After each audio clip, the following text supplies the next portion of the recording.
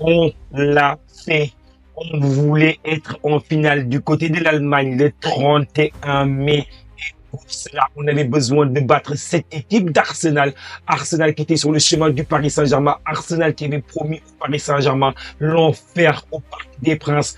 En tout cas, le Paris Saint-Germain a connu quand même des moments difficiles. Nous avons connu des moments difficiles durant un match où est-ce que je pense que nos cœurs ont failli arrêter de battre à plusieurs instants.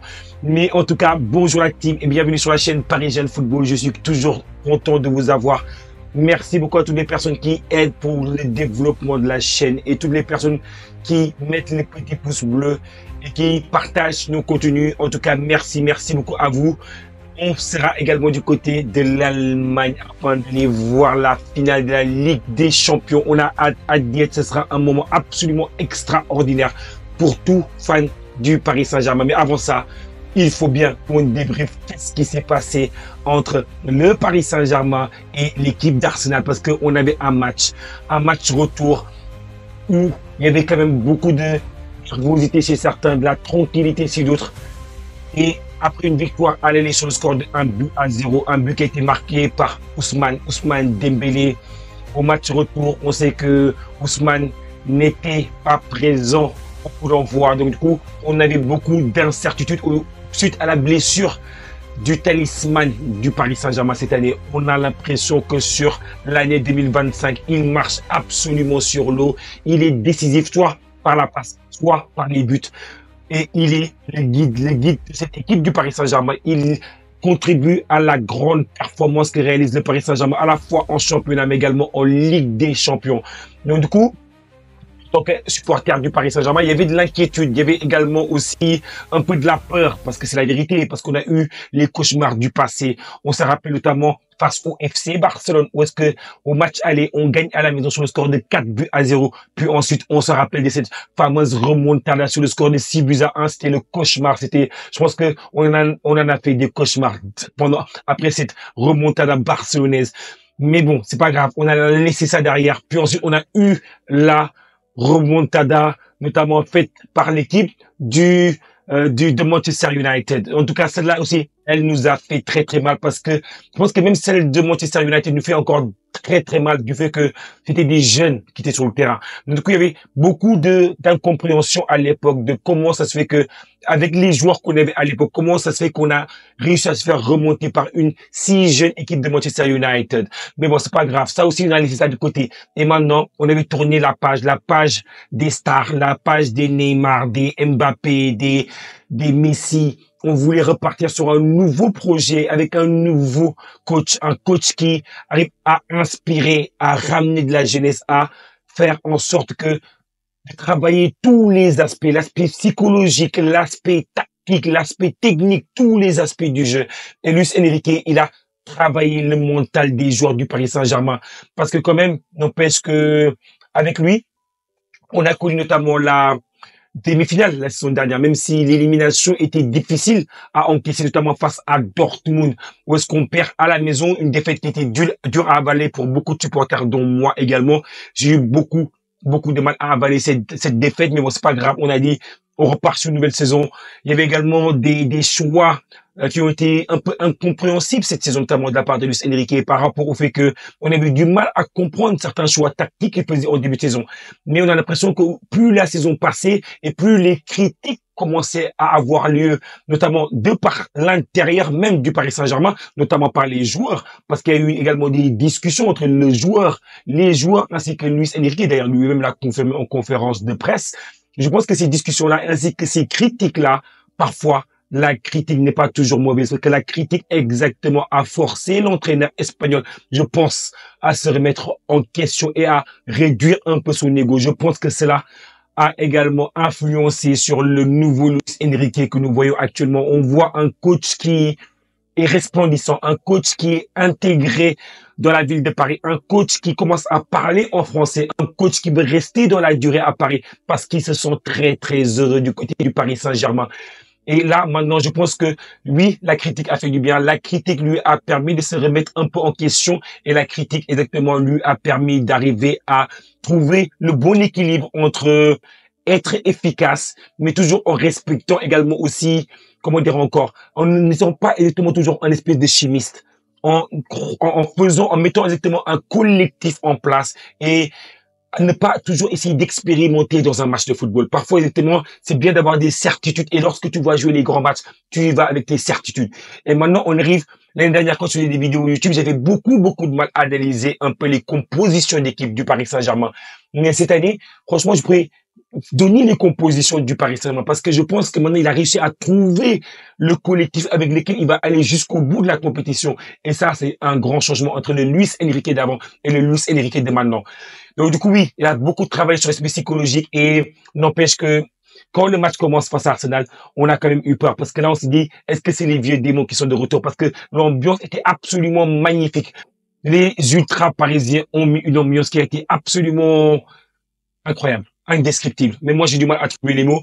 Donc, merci à vous, les ultras. Je vous ai rencontré à plusieurs reprises. D'ailleurs, vous me connaissez pour certains parce que parfois, quand je suis en déplacement, certains directement m'interpellent. Merci beaucoup, en tout cas, pour tout ce que vous faites parce que vous faites un travail absolument extraordinaire pour le club, un travail extraordinaire pour les fans. Et nous sommes derrière vous. Merci beaucoup à toute la force que vous donnez à notre club. En tout cas, on apprécie énormément tout ce que vous faites directement pour le Paris Saint-Germain.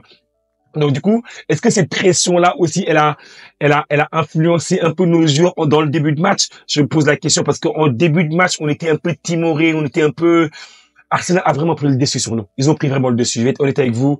On n'a pas vu le jour en début de match. Durant les 15 premières minutes, on était en train de défendre. Mais moi, j'étais j'étais en panique devant la télévision. Mais c'est pas grave. En tout cas, on a tenu bon. Je pense que ce Paris Saint-Germain là, comme j'aime aller dire sur mes lives TikTok, il y a beaucoup de gens sur les lives TikTok. Merci à toutes les personnes qui sont sur les lives TikTok.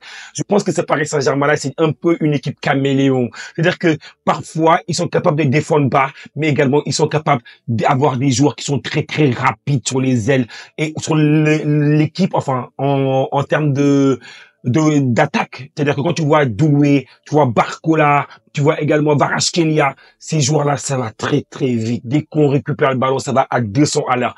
Donc du coup, le Arsenal a s'est créé des opportunités et merci à qui? Merci à Donnarumma. Donnarumma, j'étais tapé dessus à juste titre parfois, mais n'empêche que quand tu fais des grosses performances, moi je le dis, moi je suis pas là à faire de l'hypocrisie ni quoi que ce soit. Bravo parce que tu as sorti quand même la grosse performance, une performance stratosphérique. C'est grâce à toi qu'on était dans le match, c'est grâce à toi que nous avons également su rester dans le match parce que la frappe, notamment de haute garde. Je sais pas comment tu la sors. T'es très fort sur ta ligne. Ça, on le sait. Mais la frappe de garde, la vitesse à laquelle elle est exactement juste à l'entrée de la surface de réparation, il est masqué. Et la vitesse à laquelle il va au sol, franchement, c'est impressionnant, ce gardien. En tout cas, c'est lui qui nous fait rester dans le match. Et également, notamment avant ça, il y avait la tête qu'a fait notamment Declan Rice qui prend le dessus notamment sur Marquinhos qui défend très mal sur l'opportunité, sur l'occasion en question. Declan Rice qui cède un peu de la main. Mais bon, en tout cas, je pense que c'était trop léger pour que l'arbitre puisse siffler. Même faute, s'il y avait un but, il prend le dessus sur Marquinhos et il met la tête et ça passe à ça du poteau. Et là, mon cœur a failli arrêter de battre à ce moment-là. On était ensemble. Vous savez que je suis tout le temps honnête avec vous, la famille. En tout cas, donc du coup, malgré ça, malgré les opportunités créées, et moi j'ai trouvé aussi Arsenal qui, malgré la possession, ils étaient à 75% de possession, on était à 25% dans notre propre stade. Ce qu'on n'avait jamais vu durant la saison. Ça a été absolument surprenant de voir un Paris avec aussi peu de possession, aussi peu d'imagination, aussi peu de création. Et là, exactement, Luis Enrique a commencé à passer les instructions. Ce n'est pas possible qu'on joue comme ça. Il va falloir que vous ayez confiance en vous. Et là, exactement, le Paris Saint-Germain commence à se sortir du pressing, notamment de cette équipe d'Arsenal, et commence à se projeter, et qu'on se projette à chaque fois, c'est léthargique, on peut faire très mal, et on fait quasiment très mal à cette équipe d'Arsenal, notamment sur la première, la frappe magnifique, notamment de Kvaratskhelia qui tape le poteau, et là on se dit, mince, on n'a pas la chance pour l'instant avec nous. Mais bon, on y croyait quand même. Et là, à partir de ce moment-là, on se remet dans le match. On prend un ascendant psychologique parce que Arsenal ne pouvait pas continuer comme ça pendant tout un match. Dans un match, il y a des moments forts ainsi que des moments faibles. Arsenal, durant les 15 minutes où ils étaient dans leur moment fort, ils n'ont pas réussi à concrétiser ce que Paris, exactement, va punir Arsenal. Et Paris punit Arsenal à la 27e minute, notamment par le but de Ruiz. C'est un but somptueux, c'était un but qui, c'est un corner notamment, enfin, pardon, c'est un corner, c'est un coup franc de Vitinha qui est tiré, dégagé par la défense notamment de Arsenal. Et ça revient sur Ruiz. Ruiz qui élimine son joueur et qui met cette patate, un missile sol-sol comme on aime bien l'appeler dorénavant sur la chaîne Parisienne Football. Et merci également à notre ami qui a lancé exactement cette phrase sur TikTok. Le missile sol-sol était parti et c'est inarrêtable notamment. Et là, ça fait 1-0 pour le PSG. Là, exactement, le Parc des Princes explose. Et franchement, j'étais heureux, j'étais au paradis, d'accord? Et le paradis, c'était ce moment-là pour moi. Ensuite, donc du coup, il y a également le match qui continue, la mi-temps. Donc on se dit, franchement, on est tranquille avec 2 buts d'avance, on va gérer le match. Et ce que j'aimais avec le Paris Saint-Germain, c'est-à-dire qu'ils ont eu cette maturité de savoir faire tourner le ballon. Quand il fallait faire tourner le ballon, ils ont su gérer la possession de la balle. Ils ont su être intelligents techniquement, tactiquement dans ce match-là. Ils sont solides défensivement. On avait besoin de ça. On avait besoin de ça. Parce qu'on avait vu le jour d'avant, c'est qu'il ne fallait absolument pas faire l'exemple du FC Barcelone qui parfois, lorsqu'ils ont mené 3-2, ils voulaient être un peu dans l'attaque et non pas, je pense que ce sont des erreurs d'expérience, des erreurs de jeunesse. Mais malgré que le Paris Saint-Germain soit l'équipe la plus jeune dans la compétition, je pense que le fait d'être parti en demi-finale la semaine dernière, on a acquis de l'expérience. On se dit, bah, écoute, là, on va gérer le match, là, on va accélérer quand il faut accélérer, on va ralentir quand il faut ralentir. Et j'ai bien aimé Ruiz, notamment, dans son match. Il a été intelligent, non pas par le but, hein, mais de par tout ce qu'il a transmis à l'équipe en leur disant calmez-vous, parce que c'était lui exactement qui donnait un peu les instructions, calmez-vous, faut poser le jeu. Et après aussi, quand on voit aussi Paris Saint-Germain connaît exactement un gros temps fort, notamment à partir du retour des vestiaires, notamment après la mi-temps. Et là, c'est de réinsister de la même manière qu'ils ont fait exactement en première mi-temps. Et malgré exactement les longues touches, toutes les opportunités qu'ils ont eues, Paris tient bon, la défense de Paris tient bon. Et ensuite, c'est Hakimi qui fait capitaliser exactement le Paris Saint-Germain, malgré exactement un penalty raté par notamment Vitinha qui la prend très très mal. Moi, je sais pas, j'aime pas du tout la manière que Vitinha a détiré les penalties. Parfois, t'as l'impression qu'il a tiré à la Neymar, mais sur ce penalty-là, il n'a pas le droit. En demi-finale, je suis désolé, il n'a pas le droit de tirer un penalty comme ça. Il va falloir exactement, il n'est pas Neymar. Donc, du coup, il faut mettre exactement une grosse patate là dans la balle et la mettre au fond des filets parce que là, moi, je préférerais plus un joueur qui la place fort, bam, et le but est là, ou qu'il le rate, mais au moins qu'il a tiré pour moi correctement, plutôt qu'un joueur qui essaie de frapper des frappes mollassons comme ça. En tout cas, c'est pas grave. Hakimi a donné exactement le deuxième but grâce à une magnifique combinaison de la surface de réparation avec notamment Ousmane Dembélé. Et c'est lui qui vient marquer notamment ce deuxième but qui est magnifiquement décalé par Dembélé. Il la met au fond, magnifique but. Sur une erreur notamment de Thomas Partey. Donc du coup, lui qui est tout tant de Gunners attendait, mais c'est lui qui fait l'erreur. Et c'est le Paris Saint-Germain qui se régale sur le deuxième but d'Hakimi. Ensuite, on se fait un peu peur, notamment grâce à Saka qui, enfin, c'est notamment avec l'attaque exactement d'Arsenal.